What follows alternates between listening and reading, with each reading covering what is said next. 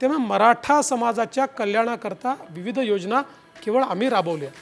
कधी कधी आपले चांगले लोकही डावलावे लागतात। मला असं वाटतं की तो राज ठाकरेंचाही पराजय होणार नाही, तो विचारांचाही पराजय होणार नाही।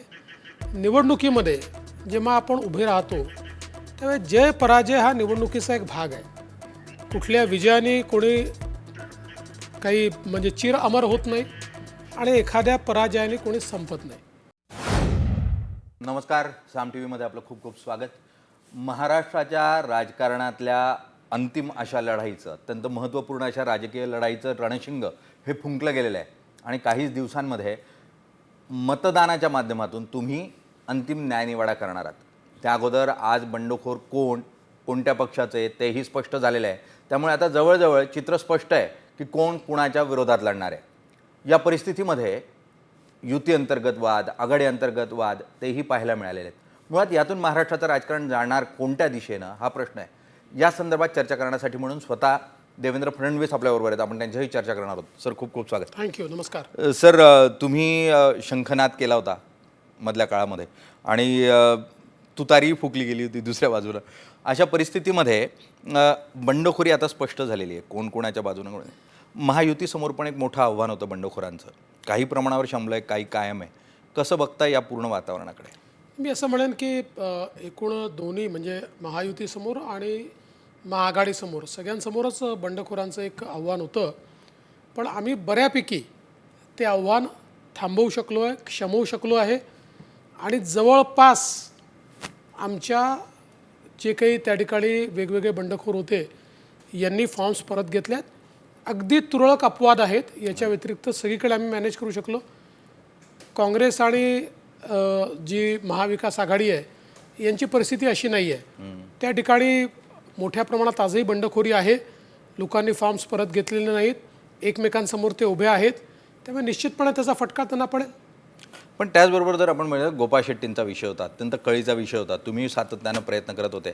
अखेरीस त्यांनी बंडखोरी मागे घेतलेली आहे, अर्ज मागे घेतलेला आहे। पण खासदारकीला त्यांना डावलणं, त्यानंतर आता आमदारकीला पण इच्छा असताना त्यांना संधी न मिळणं, यातून जो एक कार्यकर्ता असतो पक्षाचा, जो अनेक वर्ष काम करत असतो, तो डिमॉरलाइज होतो असं नाही वाटत तुम्हाला?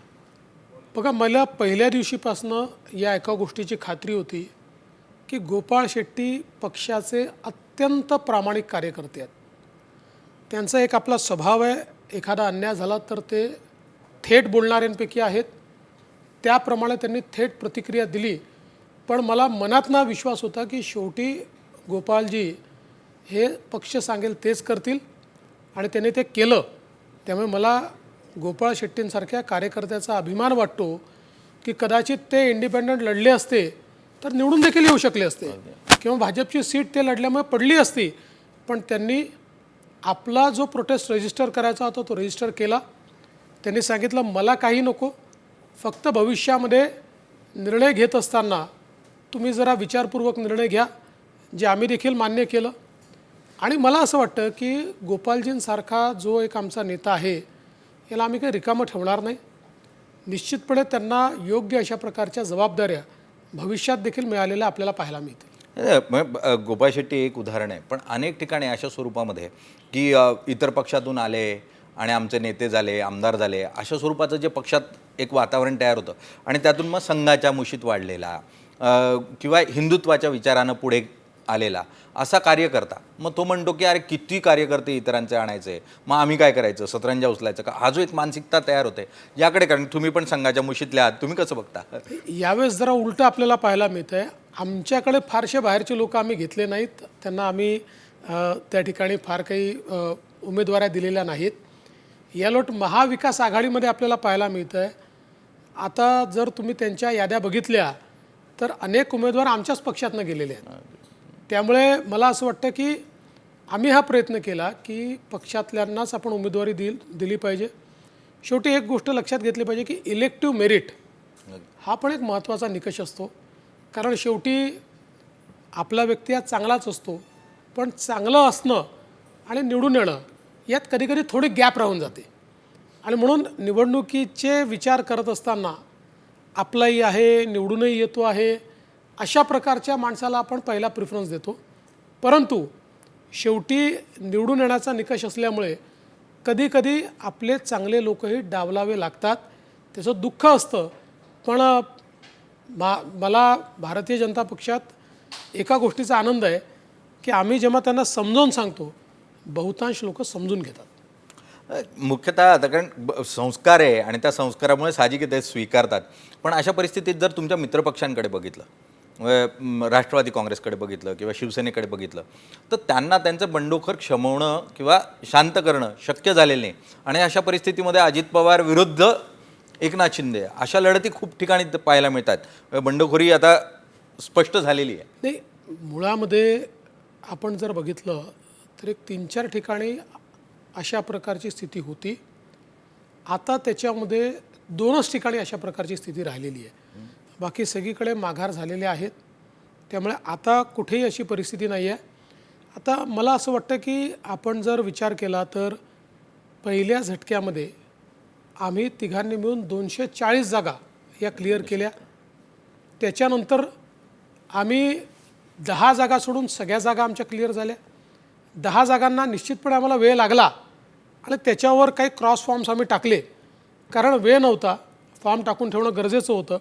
त्यामुळे काही राष्ट्रवादीच्या जागांवर शिवसेनेने, काही शिवसेनेच्या जागेवर राष्ट्रवादीने, पण त्यातले आता शेवटी ठरवून सगळं वापस घेतलेलं आहे. 2 ठिकाणी मात्र या लढती होत आहेत. नवाब मलिकांच्या बाबतीमध्ये जो तुम्ही एकदम आक्रमक अशी भूमिका घेतली आणि काहीही झालं तरी आम्ही त्यांचा प्रचार करणार नाही किंवा त्यांना उमेदवार म्हणून स्वीकारणार नाही, अशा परिस्थितीत जी लढत होती आहे मुंबईमध्ये शिवाजीनगर भागामध्ये, कितपत योग्य वाटतं की महाआघाडी युतीमध्ये जे आहेत तेच एकमेकांमध्ये लढताना पाहायला मिळते? मला असं वाटतं की आम्ही राष्ट्रवादी काँग्रेस पक्षाला अतिशय स्पष्टपणे सांगितलं होतं की तुम्ही हा निर्णय करू नका.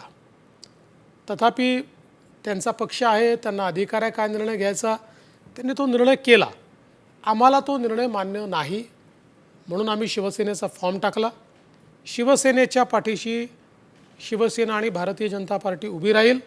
आम्ही शिवसेनेचा उमेदवार तिथे आमदार म्हणून निवडून आणू. त्याचबरोबर जर आपण बघितलं की सदा सरवणकर, म्हणजे तुम्ही जाहीरपणे अमित ठाकरेंना पाठिंबा जाहीर केला आणि आम्ही राज ठाकरेंबरोबर आहोत अशा स्वरूपाचं तुम्ही सुतोवाच केलं. असं असतानाही सदा सरवणकरांना माघार घ्यायला लावण्यामध्ये शिंदेंना पूर्णतः अपयश आलं. पहिल्यांदा तर हे मी स्पष्ट करून देऊ इच्छितो की मुख्यमंत्री एकनाथराव शिंदेजी यांचीही स्वतःची मनापासून इच्छा होती की या ठिकाणी एक जागा आपण सोडून द्यावी. आता सदा सरवणकर त्यांचे सिनियर नेते आहेत, आमदार आहेत, त्यामुळे त्यांना विश्वासात घेऊन हे करावं असा प्रयत्न त्यांनी त्या ठिकाणी टोकाचा प्रयत्न केला. आज देखील तो प्रयत्न झाला. दुर्दैवाने तो यशस्वी होऊ शकला नाही. त्यामुळे आता ही एक प्रकारची तिहेरी लढत या ठिकाणी झालेली आहे. या संदर्भात पुन्हा एकदा आम्ही सगळे मिळून चर्चा करू. अजूनही काही मार्ग आहेत का हे बघू. पण एक गोष्ट निश्चित आहे की एकनाथराव शिंदेजी हे कुठेही असं करू नये या मताचे नव्हते. ते याच मताचे होते की आपण प्रयत्नपूर्वक त्या ठिकाणी समर्थन दिलं पाहिजे. राज ठाकरे, कारण राज ठाकरे सातत्यानं मग हिंदुत्वाच्या भूमिकेवर असो, महाआरती असो किंवा मग मोदी साहेबांसाठी लोकसभेला असो, अनेक ठिकाणी सातत्यानं तुमच्या विचाराशी स्वतःला जुळवून घेत आहेत असं चित्र पाहायला मिळतं आहे. अशा परिस्थितीमध्ये राज ठाकरेंचा मुलगा पहिल्यांदा निवडणुकीला उभा राहतो आणि त्याला जर पराजयाला सामोरं जावं लागलं तर तो राज ठाकरेंचा तर पराजय आहेच, पण या विचाराचा पराजय आहे असं वाटत नाही का तुम्हाला? मला असं वाटतं की तो राज ठाकरेंचाही पराजय होणार नाही, तो विचारांचाही पराजय होणार नाही. निवडणुकीमध्ये जेव्हा आपण उभे राहतो त्यावेळी जय पराजय हा निवडणुकीचा एक भाग आहे. कुठल्या विजयाने कोणी काही म्हणजे चिर अमर होत नाही आणि एखाद्या पराजयाने कोणी संपत नाही. मला असं वाटतं आता ती निवडणूक आहे. आत्तापासनं हे निवडून येतील, ते पराजित होतील असा विचार न करता मला असं वाटतं आपण पुढे काय होतं हे बघत राहावं. पण मी एवढंच सांगतो की एखाद्या जयाने किंवा एखाद्या पराजयाने काही फार विचाराचा विजय किंवा पराजय होईल, व्यक्तीचा विजय किंवा पराजय होईल या मानणाऱ्यांपैकी मी नाही. सर, मी थोडासा मागच्या प्रश्नावर परत जातो. इलेक्टिव्ह मेरिटच्या मुळात आमच्यासारख्या अनेकांना प्रश्न पडतो, इलेक्टिव्ह मेरिट म्हणजे अखेरीस काय असतं?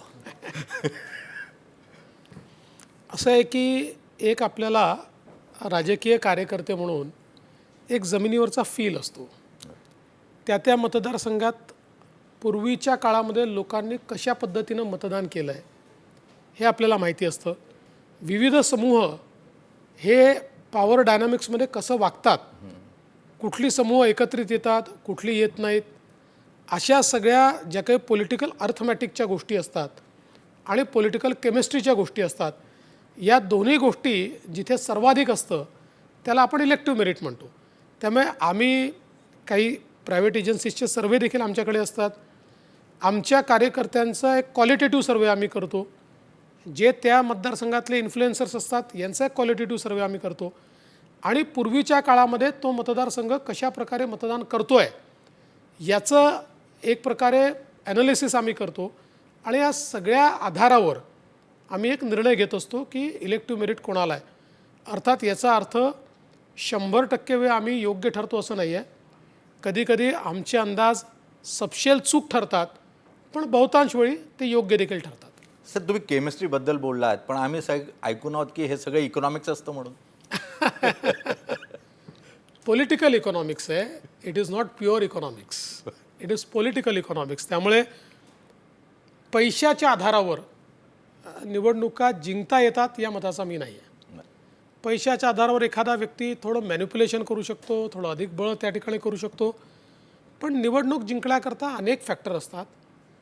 त्या विविध फॅक्टरचं एकत्रीकरण जेव्हा होतं तेव्हा निवडणूक जिंकता येते. अगदी सर, या परिस्थितीमध्ये असं तुम्ही म्हटलं की कोणत्या तरी समाजाची स्थिती काय आहे, त्या ठिकाणी एक वर्ग कसा प्रभावित करतो, अशा स्वरूपामध्ये निर्णय घेतले जातात.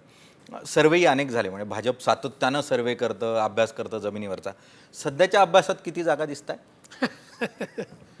मी जागांचं प्रेडिक्शन याकरता देणार नाही की रोज त्या वाढत आहेत. बरं. आणि मी जर सांगून दिलं तर कुठेतरी आमच्या महायुतीच्या जागा मीच कमी लेखतो आहे असा त्याला अंदाज होईल. मी असं म्हणतो की कुठलंही जी निवडणूक असते, कुठलंही इलेक्शन असतं, it is a tough battle हे समजून आपण लढलं पाहिजे. याच्यामध्ये आव्हान आपल्यासमोर आहे असं समजून लढलं पाहिजे. त्यामुळे ही निवडणूकही आव्हानात्मक निवडणूक आहे. पण मी असं म्हणेन की we have edge, we have advantage. आम्हाला एक प्रकारे ॲडव्हान्टेज मला याच्यात दिसतं आहे. त्यामुळे महायुतीचं सरकार येईलच अशा प्रकारची परिस्थिती मला दिसायला लागली. याच्यामध्ये काही जण विश्लेषण असं करतात की ॲडव्हान्टेज युतीला आहे, निश्चित आहे, पण ते ॲडव्हान्टेज केंद्रात सत्ता असल्याचं आहे. तुम्हाला असं वाटतं? बघा, आता ॲडव्हान्टेज केंद्रातल्या सत्तेचं आहे का राज्यातल्या सत्तेचं आहे हे महत्त्वाचं नसतं. ॲडव्हान्टेज आहे हे महत्त्वाचं आहे. अर्थात केंद्राच्या सत्तेचा ॲडव्हान्टेज याकरता आम्हाला आहे, लोकांनी मागच्या काळामध्ये महाविकास आघाडीच्या सरकारमध्ये बघितलं कशा प्रकारे रोज केंद्र सरकारशी ते भांडायचे, केंद्रातले प्रोजेक्ट बंद करायचे, केंद्रातला पैसा थांबवायचे, एक प्रकारे केंद्राचा पैसा आम्हाला नको अशा प्रकारची भूमिका घ्यायचे. आणि त्यामुळे महाराष्ट्राचं झालेलं नुकसान हे लोकांनी बघितलं आहे. त्याच पार्श्वभूमीवर गेल्या 2.5 वर्षामध्ये केंद्राने केलेली मदत आणि केंद्र आणि राज्य एकत्रित काम करत असताना काय फायदा होतो हे लोकांनी निश्चितपणे बघितलेलं आहे. त्याचा फायदा होईल. सर, पण काल परवाकडे आता आपण इकॉनॉमिक्सवर बोलतोय, अर्थकारणावर बोलतोय, राज्याच्या विकासावर बोलतोय, म्हणून विचारतो की गेल्या 10 वर्षामध्ये महाराष्ट्राचा GDP हा सर्वात जास्त वेगानं घसरला आणि महाराष्ट्र अधोगतीला गेला, अशा स्वरूपाच्या ज्या बातम्या समोर आल्या त्यावर तुमची काय प्रतिक्रिया? असं आहे की रिपोर्ट न वाचता त्याचं ॲनालिसिस करणारे राजकीय नेते आणि काही मूठभर पत्रकार हे आपल्याकडे जन्माला आले आहेत. आपण जर हा रिपोर्ट बघितला तर त्यात स्पष्टपणे दिसलं की GDPचा वाटा जो आपला कमी झालेला आहे तो महाविकास आघाडीच्या 2.5 वर्षामुळे झालेला आहे. बरं. तेव्हाची ती घसरण आहे. नवीन सरकार आल्याबरोबर तो 0.3% वाढला आहे. दुसरं, GDPतला वाटा याचा अर्थ काय आहे तर आपण बघितलं असेल तर एक काळ असा होता की देशामध्ये चालणाऱ्या अर्थव्यवस्था या 4-5च होत्या. महाराष्ट्र होता, गुजरात होता, तमिळनाडू होता, कर्नाटका होता. अशा 4-5 अर्थव्यवस्थांच्या भरोश्यावर आपली GDP ग्रोथ व्हायची. आता जवळजवळ सगळी राज्य कम्पीट करत आहेत. सगळ्या राज्यांमध्ये ग्रोथ आपल्याला पाहायला मिळते. विशेषतः 2014च्या नंतर आपल्याला ही ग्रोथ मोठ्या प्रमाणात सगळ्या राज्यांमध्ये पाहायला मिळते मोदीजींच्या पॉलिसीजमुळे. त्यामुळे जेव्हा सगळे राज्य ग्रो करतील त्यावेळी ग्रो करणाऱ्या राज्यांचा हिस्सा हा काही प्रमाणात तुम्हाला कमी दिसेल. पण तुम्ही पर्सेंटेजमध्ये का बघता? तुम्ही जर बघितलं 2013-14 साली आपला GDP हा 13 लाख कोटी होता. तो 2019 साली 25 लाख कोटी झाला. 10 वर्षात जेवढा आपण 1960 पासूनचा GDP तयार केला तेवढाच GDP आपण 5 वर्षामध्ये त्या ठिकाणी ॲडिशन केलं. आणि आता आम्ही पहिलं स्टेट आहोत, पहिलं राज्य आहोत की ज्या राज्यांनी त्या ठिकाणी हाफ ट्रिलियनचा आकडा आपण पार केलेला आहे. बाकी सगळे 300 बिलियनवर आहे, 250 बिलियनवर आहे. आम्ही हाफ ट्रिलियनचा आकडा पार केलेला आहे. त्यामुळे ॲब्सोल्यूट नंबरमध्ये जर आपण बघितलं फेनॉमेनल ग्रोथ ज्याला म्हणतो आपण, अशा प्रकारची ग्रोथ महाराष्ट्राने दाखवली आहे. पण स्टॅटिस्टिक्स इज ऑलवेज मिसलिडिंग. तुम्ही त्यातला कुठला आकडा पकडला तर तुम्ही आकडा पकडला ग्रोथमधल्या GDPच्या देशाच्या GDPच्या पर्सेंटेजमध्ये. त्यातही आपण मागे गेलेलो नाही. त्यातही आपल्या सरकारने 0.3% वाढच दाखवलेली आहे. म्हणून मी सांगतो देशातली पहिल्या क्रमांकाची इकॉनॉमी महाराष्ट्राची आहे आणि ती 2014 नंतर आम्ही वाढवलेली आहे. अगदी महाराष्ट्र वाढला तर देश वाढेल असं म्हणायला हरकत नाही, कारण GDPतला सगळ्यात महत्त्वाचा घटक जो आहे तो राज्यातून येतो. 0.5 ट्रिलियन इतकी इकॉनॉमी आत्ताची आपली आहे. पण सर या परिस्थितीमध्ये जो सर्वात मोठा आरोप होतो की ठीक आहे महाराष्ट्र हा देशाच्या अर्थव्यवस्थेचा कणा आहे, मुंबई अर्थव्यवस्थेचा कणा आहे, राजधानी आहे. पण अशा परिस्थितीत मग महाराष्ट्रातले उद्योग कुठे जातात? तर सारखे गुजरातला जातात. मग आता टाटांचा विमान म्हणजे फायटर जेट तयार करण्याचा प्लॅन जो आहे तो पण गुजरातला गेला. मोठ्या सगळ्या फॉक्सकॉन गेली. तर सातत्यानं महाराष्ट्राच्या वाटेला एकही मोठा प्रोजेक्ट का नाही आहेत? पहिली गोष्ट हे कधी गेले? 2021 साली टाटा कंपनीने ट्विट करून सांगितलेलं आहे की आम्ही गुजरात आणि दिल्ली म्हणजे नोएडा वगैरे कुठलं ते याचा तुलनात्मक अभ्यास करतोय आणि याच्यापैकी एका ठिकाणी जाणार आहोत. कोणाचं सरकार होतं? महाविकास आघाडीचं सरकार होतं. अरे तुम्ही उडी मारायला पाहिजे होती. मी विरोधी पक्षनेता होतो. ट्विट बघितल्याबरोबर मी पत्र लिहिलं टाटांना आणि सांगितलं हो असं करू नका, महाराष्ट्राचा विचार करा. अरे यांनी साधा प्रयत्न देखील केला नाही महाराष्ट्रामध्ये आणण्याचा. फॉक्सकॉन कधी गेला तुम्ही बघा ना. फॉक्सकॉनचा निर्णय त्यांचा कधी झालेला आहे त्यांचे ट्विट तुम्ही बघा. ज्या राज्यामध्ये राज्यातल्या सर्वात मोठ्या उद्योगपतीच्या घराबाहेर राज्याचे पोलीस हे बॉम्ब ठेवतील, राज्याचा त्याला आशीर्वाद असेल, ज्या राज्याचा गृहमंत्री जेलमध्ये जात असेल, अशा सगळ्या भानगडींमध्ये त्या राज्यात उद्योग येऊ शकतो. पण आपण बघा जसं आमचं सरकार आलं, मी सरकार आल्यानंतर पहिल्या इंटरव्ह्यूमध्ये सांगितलं होतं की FDIमध्ये महाराष्ट्र पहिल्या वर्षी MBA सरकारच्या कर्नाटक पुढे गेला आहे, दुसऱ्या वर्षी गुजरात पुढे गेला आहे. आमचं सरकार आलं आता आम्ही पुढे जाऊ. पहिल्याच वर्षी पुढे गेलो, दुसऱ्या वर्षी पुढे गेलो. आता स्थिती अशी आहे देशातल्या एकूण गुंतवणुकीच्या 52% गुंतवणूक कशाला म्हणतात? 48% उरलेला भारत आणि 52% कुठलाही गुजरात दाखवा ना कुठे आहे, कुठे कर्नाटक दाखवा मला, कुठे कर्नाटक, कुठे तमिळनाडू दाखवा. नाही आहेत. हे सगळे एकत्रित करून टाका. त्यापेक्षा पुढे माझा महाराष्ट्र आहे. माझं दुर्दैव आहे की माझ्या विरोधी पक्षाच्या लोकांना झालं तरी काय आहे, अरे आपल्या महाराष्ट्राचा अभिमान बाळगा.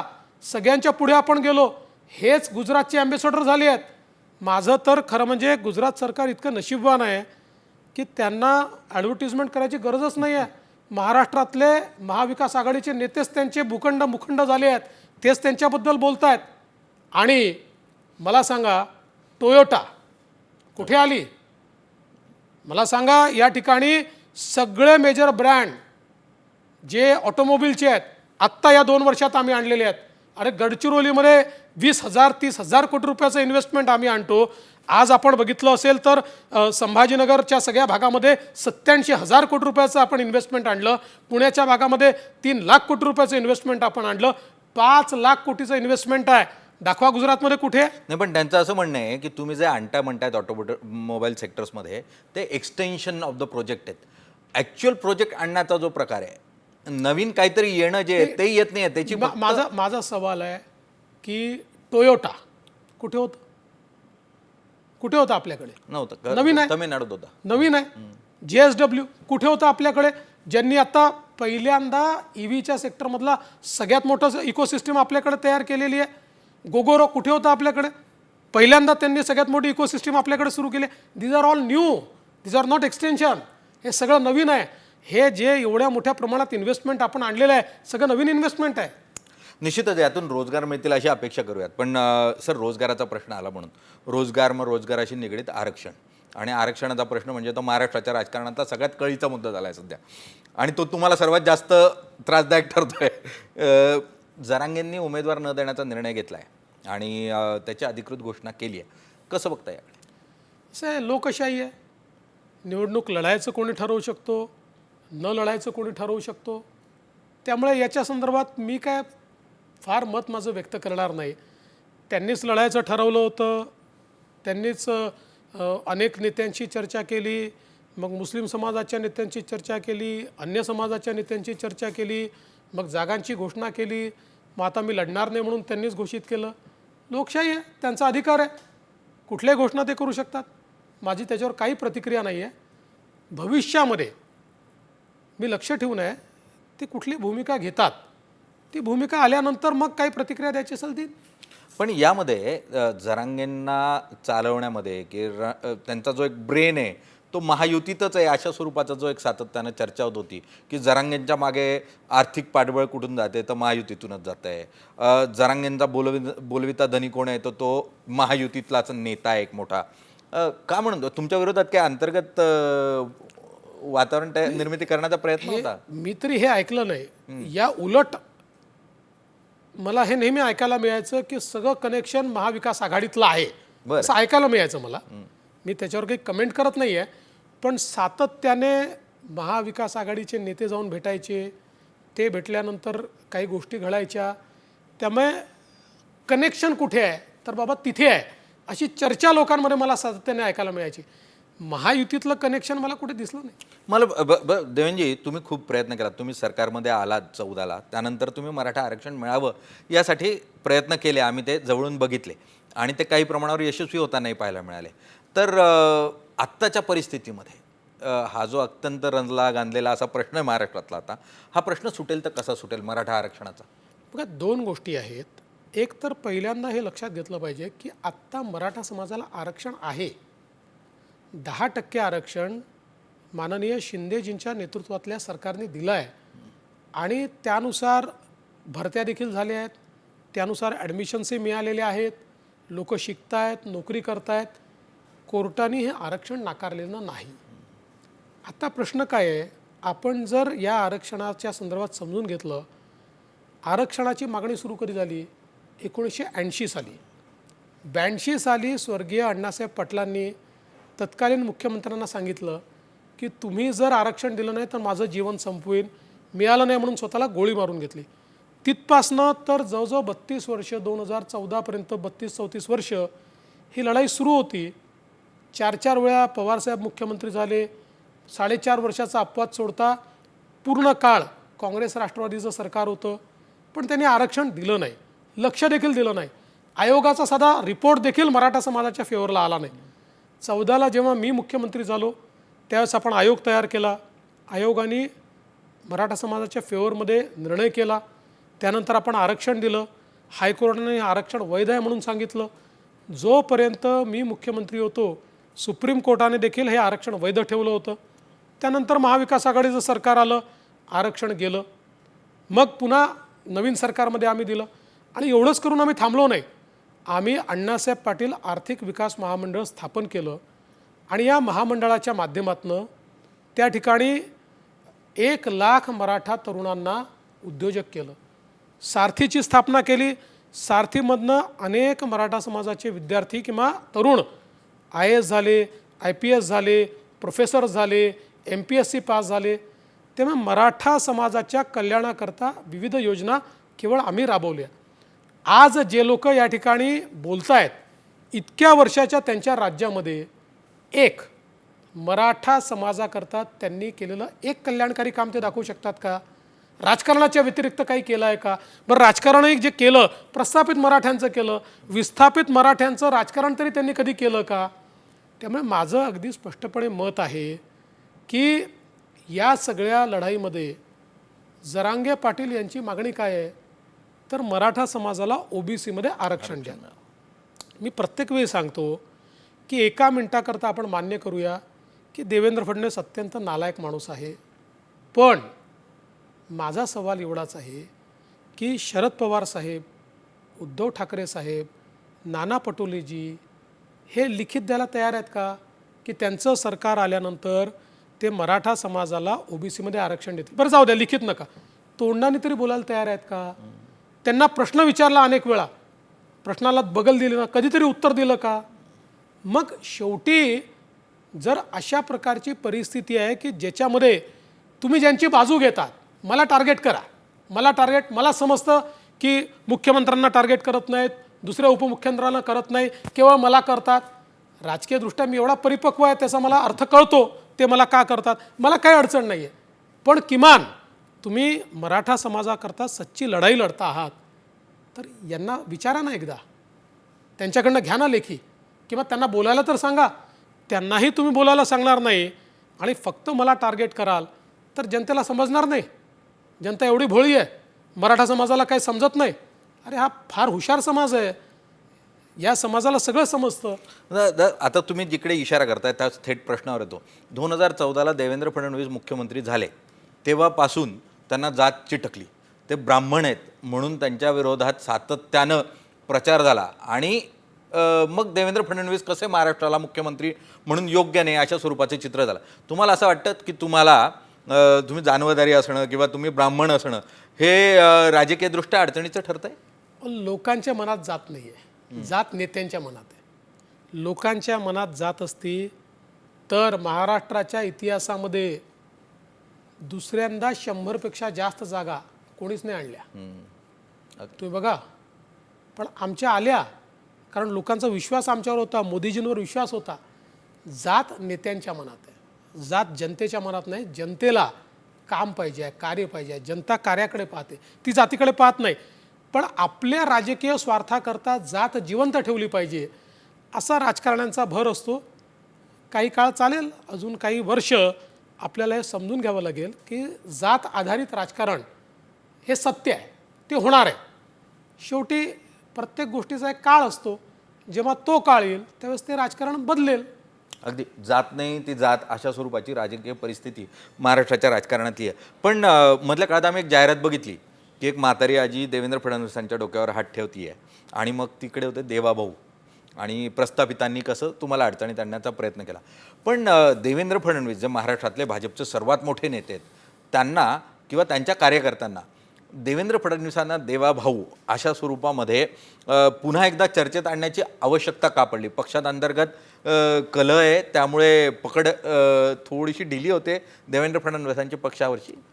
असं आहे की माझं देवाभाऊ हे जे नाव आहे हे तुम्ही गेले 8-10 वर्ष जर बघितलं तर ते इंटरनेट कम्युनिटीतलं नाव आहे. हे काय नव्याने शोधून काढलेलं नाव नाही आहे. म्हणजे मी जेव्हा मुख्यमंत्री आलो तेव्हापासनं ही जी काही सगळी इंटरनेट कम्युनिटी आहे ही मला देवाभाऊ म्हणते. आता ते नाव इंटरनेट कम्युनिटीच्या बाहेर आलं आणि ते नाव जनरल याच्यात देखील आमचे कार्यकर्ते वापरायला लागले आणि मला देखील त्यात आपुलकी वाटते. आणि म्हणून मी कोणाला रोखलं नाही की बाबा माझं नाव तुम्ही देवाभाऊ का करताय. कारण शेवटी आपण जे काही नेते आहोत तर नेत्यांकरता कार्यकर्ते आणि जनता परिवार असतो. त्यामुळे ज्या गोष्टीने आपलं इमोशनल नातं हे जनतेशी आणि कार्यकर्त्यांशी प्रस्थापित होतं अशा गोष्टी चांगल्या वाटतात. त्यामुळे जसं त्यांनी देवाभाऊ म्हणणं सुरू केलं मी कोणाला टोकलं नाही. अगदी त्या आपुलकीचं वाटतं आणि विदर्भात अनेकांना भाऊ म्हणण्याची सवय आहे त्यामुळे देवेन भाऊ म्हणायचे त्याचं देवाभाऊ झालं, हरकत काहीच नाही. पण या परिस्थितीमध्ये देवेंजी जर आपण बघितलं की राज्याची परिस्थिती, राजकारण, त्यातून आरक्षणाचा मुद्दा, अनेक मुद्द्यांमध्ये मधल्या काळामध्ये मग कोणत्याही परिस्थितीत निवडणूक लढवायची आणि ती जिंकायची अशा स्वरूपामध्ये या सरकारनं लाडकी बहीण योजना आणली आणि या राज्याची तिजोरी रिकामी केली अशा स्वरूपाचा गंभीर आरोप तुमच्यावर झाला. आणि अजून पुढच्या जानेवारी-फेब्रुवारीत पगार पण होतील की नाही सरकारी कर्मचाऱ्यांच्या अशी परिस्थिती तयार झाल्याचं सांगितलं गेलं. अशीच परिस्थिती आहे खरोखर? पहिल्यांदा तर मला कधी कधी गंमत वाटते.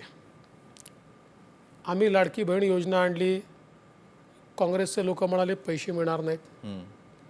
पैसे मिळाल्यावर म्हटले हे काढून घेतील.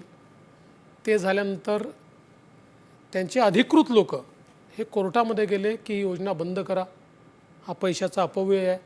कोर्टाने देखील नकार दिला, ती काही ते बंद करू शकले नाहीत.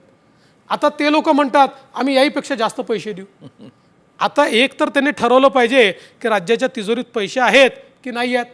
असतील तर आम्ही देतोय, त्यामुळे आम्ही पुढेही देऊ शकतो, आणि नसतील तर ते कसे देणार आहेत, मग ते खोटं बोलत आहेत. मी आपल्याला सांगतो, आम्ही ऑफ बजेट कुठलीही घोषणा केलेली नाही. बजेट मांडताना घोषणा केली आहे. बजेटमध्ये पैसा कुठनं येणार, किती लागणार, तो कसा जाणार, सगळ्या गोष्टी बजेटमध्ये दिलेल्या आहेत. एकही घोषणा आमची बजेटच्या बाहेरची नाही. त्यामुळे जानेवारी, फेब्रुवारी, मार्च 2025, 2026, 2027 पगाराची व्यवस्था आहे, लाडक्या बहिणीची व्यवस्था आहे. चला, लाडक्या बहिणीची व्यवस्था आहे. आपण काल भाऊबीज झालेली आहे, निश्चितपणे तुम्हाला तिथे आशीर्वाद मिळतील अशी अपेक्षा करूयात. पण या परिस्थितीमध्ये देवेंद्र, जसं तुम्ही म्हटलात की 100च्या वर मागच्या वेळेला तुम्ही जागा आणण्यामध्ये यशस्वी ठरलात, आणि इतिहासात दुसऱ्यांदाच असं झालं होतं की 100च्या वर जागा येत होत्या. पण आता ज्या स्वरूपाची युती तुम्ही घडवून आणली मधल्या काळामध्ये, म्हणजे शिंदे आले, अजितदादा आले, ह्या परिस्थितीमध्ये जागाच इतक्या कमी वाटेला आल्या आहे. अशा परिस्थितीमध्ये हा 100चा आकडा गाठणं तरी शक्य होईल का भाजपला? का होणार नाही. बघा, तुम्ही जर बघितलं तर एक ही लोकसभेचा अपवाद जर तुम्ही सोडला तर तुम्ही गेल्या 20-25 वर्षात जर बघितलं असेल तर आमचा स्ट्राईक रेट हा नेहमीच चांगलाच असतो. लोकसभेतही आमचा चांगला राहिला असता, पण लोकसभेमध्ये एक जो संविधानाचा फेक नरेटिव्ह तयार केला, संविधान बदलणार, आरक्षण जाणार, आणि दुसरा जो वोट जिहाद आपल्याला पाहायला मिळाला की ज्याच्यामध्ये 6पैकी 5 ठिकाणी पुढे असूनही एका ठिकाणच्या भरोश्यावर आम्हाला हारावं लागलं, आणि अशा जवळपास 8-10 जागा आमच्या गेल्या. तो अपवाद जर आपण बघायला तर आमचा स्ट्राईक रेट हा नेहमीच चांगलाच असतो. आणि यावेळी मला जी ग्राउंडची परिस्थिती दिसते आहे, मी तुम्हाला आकडा सांगणार नाही, पण तुम्हाला सांगतो की one of the highest strike rate हा आमचा असेल. या परिस्थितीमध्ये तुमचा जर स्ट्राईक रेट हायेस्ट असला, जो याही वेळेला होता, पण तुमच्या वाट्याला काही मुख्यमंत्रीपद आलं नव्हतं, यावेळेला येणार भाजपच्या वाट्याला मुख्यमंत्रीपद? आम्ही मुख्यमंत्री पदाकरता लढतच नाही आहे. बरं. महायुतीचं सरकार पुन्हा आलं पाहिजे, हे आमचं एकमेव ध्येय आहे. मुख्यमंत्री आमचे आहेतच, त्यांच्या नेतृत्वात आमचं सरकार चाललेलं आहे. सरकार अजूनही कंटिन्यू आहे. सरकारने योजना आणलेल्या आहेत, त्या योजना घेऊन आम्ही लोकांमध्ये चाललेलो आहोत. आता निवडणुकीच्या नंतर तिघांनी मिळून हे ठरवलं की आमच्याकडे एकनाथराव शिंदेजी हे त्यांच्या पक्षाचे राष्ट्रीय अध्यक्ष आहेत, अजितदादा त्यांच्या पक्षाचे राष्ट्रीय अध्यक्ष आहेत, हे 2 राष्ट्रीय अध्यक्ष, आणि आमचा पक्ष जो आहे तो पार्लमेंटरी बोर्ड चालवतो आणि तो आमच्या राष्ट्रीय अध्यक्षांना अधिकार देतो. असे 3 अध्यक्ष बसतील निवडणुकीनंतर आणि निर्णय करतील. ते जो निर्णय करतील तो निर्णय आम्हाला मान्य असेल. तो निर्णय मान्य असेल, पण या परिस्थितीमध्ये कारण इतकी ओढाताण पाहायला मिळते, त्या शिंदेंचं आणि पवारांचं काही जमत नाही अशी परिस्थिती आहे, आणि मग मध्येच त्यांच्याच पक्षातून चर्चा येते की शिंदे काहीतरी वेगळी वाट निवडणुकीनंतर चोखंदळतील, आघाडी जी आत्ता आघाडी दिसते ती आघाडी तशी नसेल, युती जशी आत्ता दिसते तशी युती नसेल, आणि निवडणुकांनंतर काही नवीन समीकरण, कारण महाराष्ट्राच्या राजकारणात आता काय कोणाचा दरबंद राहिलेलं नाही. अशा परिस्थितीत काहीतरी वेगळं होईल काय? काय आहे की 2019 नंतर लोकांचं ठाम मत झालं की महाराष्ट्रात काही होऊ शकतं, पण ही परिस्थिती नाही आहे. माझं मत असं आहे की लोक डिसायसिव्ह मॅन्डेटकडे चालले आहेत. बरं. हरियाणामध्ये देखील आपल्याला पाहायला मिळालं आणि महाराष्ट्रातही आपल्याला पाहायला मिळेल. लोक डिसायसिव्ह मॅन्डेट देतील. महायुतीला याच कॉम्बिनेशनमध्ये पूर्ण बहुमत मिळेल. सर, याच परिस्थितीमध्ये चला बहुमताकडे तुम्ही जाल, तुम्हाला परत सत्ता येईल अशी तुमची आशा, अपेक्षा, तुमचा दावा, याच्याकडे आमचं लक्ष असेलच. 23 तारखेच्या निकालामधून ते स्पष्ट होईल. आज निवडणूक आयोगाने एक महत्त्वपूर्ण निर्णय दिला. काँग्रेस सातत्याने आरोप करत होतं की रश्मी शुक्लांना तुम्ही मुदतवाढ दिलेली आहे आणि त्यातून त्या ज्या निर्णय घेत आहेत त्या निष्पक्ष निवडणुका होण्यासाठी अयोग्य आहे, आणि मग त्यांच्यावर कारवाई झाली, त्यांना बाजूला करण्यात आलं. तर गृहमंत्री म्हणून कसं बघताय? मोठा धक्का आहे हा. धक्का वगैरे असण्याचं काही कारण नाही, कारण निवडणुकीमध्ये ही कुठलीच यंत्रणा गृहमंत्र्याच्या अधिपत्याखाली नसते. राज्यामध्ये ते सगळे अधिकार चीफ सेक्रेटरींकडे असतात किंवा प्रशासनाकडे असतात. त्यासोबत निवडणूक आयोगाकडे सगळे अधिकार असतात. निवडणूक आयोगाने एक आपला निर्णय घेतलेला आहे. माझी अपेक्षा काय आहे? आता रश्मी शुक्लांच्याबद्दल निवडणूक आयोगाने निर्णय घेतल्याबरोबर निवडणूक आयोग जसं निष्पक्ष झालं तसंच उद्या आम्ही निवडून आल्यानंतरही हे निवडणूक आयोग निष्पक्षच दिसलं पाहिजे आणि हे मान्य केलं पाहिजे महाविकास आघाडीने हे निष्पक्षच आहे. नाहीतर हरियाणात आम्ही जिंकल्याबरोबर निवडणूक आयोग पक्षपाती, रश्मी शुक्लांना त्या ठिकाणी बाजूला केल्याबरोबर निवडणूक आयोग निष्पक्ष, ही दुटप्पी भूमिका सोडली पाहिजे, एवढंच माझं मत आहे. सर, दुटप्पी भूमिका ही राजकारण्यांची गेल्या 5-7 वर्षात सातत्यानं पाहायला मिळते. आज जे बोलतात ते उद्या होत नाही, जे उद्या बोलतील ते आज होत नाही, अशा स्वरूपाचं चित्र आहे. पण तुमच्या बाबतीत थोडीशी एक आशावादी होता मी. तर सांगा की असं कोण आहे की ज्यांना तुम्ही येत्या काळामध्ये बरोबर घेणार नाही सत्तेत यायचं असलं तर, आणि असं कोण आहे की ज्यांना तुम्ही बरोबर घेऊ शकता? भारतीय जनता पार्टी, शिवसेना, राष्ट्रवादी काँग्रेस आणि कन्फ्युजन राहू नये म्हणून शिवसेना म्हणजे अधिकृत शिवसेना ज्याचे अध्यक्ष हे एकनाथराव शिंदे आहेत, राष्ट्रवादी काँग्रेस म्हणजे घड्याळ चिन्हवाली ज्याचे अध्यक्ष अजितदादा पवार आहेत, आणि यासोबत आमचे जे छोटे म्हणजे संख्येने छोटे मित्र आहेत, मग रिपाई असेल, जनसुराज्य असेल, आमची युवा स्वाभिमान असेल, किंवा अशा वेगवेगळ्या आमच्या जे मित्र आहेत हेच एकत्रित राहतील, यांचंच सरकार येईल. उद्धव डिफरंट ठाकरे मधल्या काळामध्ये आम्ही ऐकून होतो की ते उद्धव ठाकरे भेटले अमित शहांना, तुम्ही पुन्हा प्रस्ताव दिला होता काही महिन्यापूर्वी की आपण पुन्हा एकत्र येऊ शकतो. शक्यता आहे उद्धव ठाकरे परत येऊ शकतात? मी तुम्हाला सांगतो, तुम्हाला ही पण बातमी ऐकायला मिळेल की महाराष्ट्रात सत्ता स्थापन करण्याकरता अर्ध्या रात्री मी आणि ट्रम्प भेटलो. याचा काही अर्थ नसतो ना. अशा प्रकारे अनेक बातम्या चालतात, त्या बातम्यांना काही अर्थ नसतो.